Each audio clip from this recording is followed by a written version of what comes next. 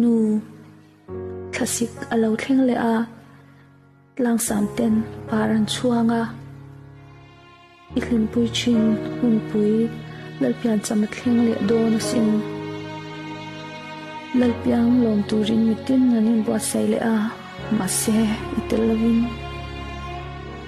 ma se ke ni zongin mo itelo chuan har sa kan ti sin khasik ni chuak e moi ti thin kha ente so a hun ngai alo chuak le a nu ihlin pui chin kha amoi dan ala ngai renga ma se ahlin pui tu number e om talowa ilung len tu khasik chau chun te chuan tlang le mualan bo le ta ilung ti leng thin tu ber kha namun le zual tir tu anita sin nu ngat ine min kal san le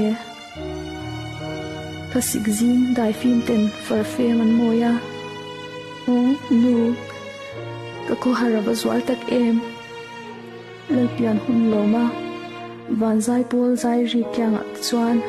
faklai save hian ka ring thi se nu itel lovin kum ka chiar angaya pui ka thla lia mangai buka